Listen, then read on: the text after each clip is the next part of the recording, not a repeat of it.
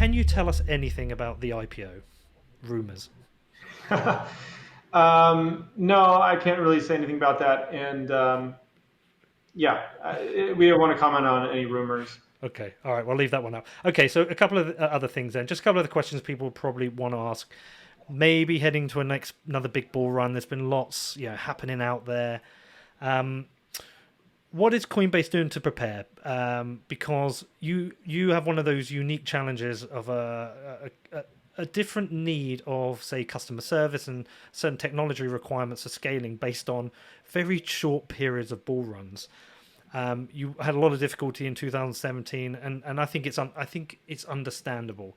I think people don't understand how difficult it is to recruit the right people for customer service, onboard them, and then deal with the fluctuations of staff requirements. So, what did you learn about 2017? How are you taking that forward for scaling? And will we ever get to a point where the Coinbase site doesn't go down when there's, say, a big spike in buying and selling?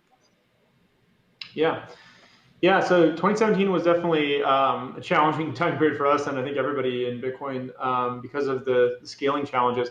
I mean, yeah, to give you a sense, I think trading volume grew like 40x maybe or something like that, and it's kind of unprecedented. Most companies, even going through hyper growth, they might grow like 3 or 4 or 5x a year. Like I think Uber at its peak maybe grew like 5x a year, and at that time period we grew 40x in a year. So it was pretty harrowing there for a bit. And what a lot of people I think remember during that time period too was it was really hard to get an answer from customer support because we had a kind of 40x increase there as well.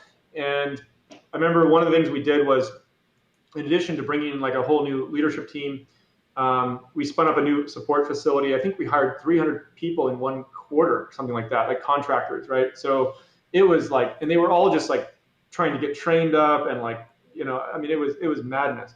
So my hope is we don't go for anything quite that crazy again, but we have to be prepared if it does happen. So we have a project internally.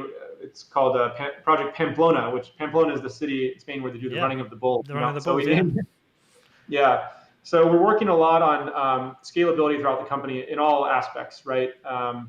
Both from like an engineering architecture point of view and also from a customer support point of view. And so we're trying to think about how to make those systems more horizontally scalable and remove single points of failure. And how can we spin up an additional 500 customer support agents if we needed to, like in a very short time period, right? So those are the kinds of things we're trying to do to prepare if and when that happens, because the worst feeling in the world is the price starts moving all over the place and then people can't trade. Like that's the thing we've got to try to avoid. Brilliant.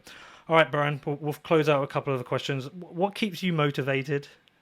And how do you want to do this forever? Or does there come a time where you think, I'll exit from Coinbase, I'll have earned my stripes, I can go and do something else? And what do you think you might go and do? Yeah, well, the thing that keeps me motivated is that, I'm an engineer at heart. I love building things with technology. I think I'll always do that my whole life in some way, shape, or form.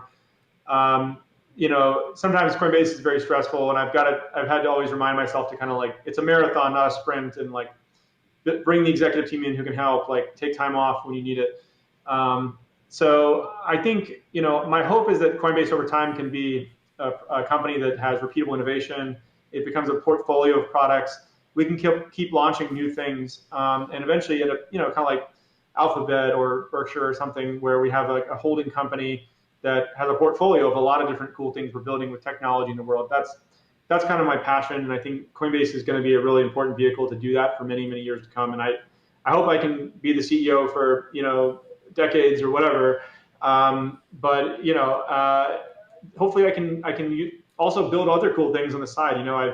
I've helped create this charity, givecrypto.org, which is sending money into kind of emerging markets. And there's a crypto startup I'm trying to help on the side called Research Hub, which is kind of using crypto to sort of help bring a community together to accelerate scientific innovation or scientific research. So there's all kinds of things I'm interested in. That I read a lot about on the side, and I hope that I can just be someone who helps accelerate the pace of progress and innovation in the world.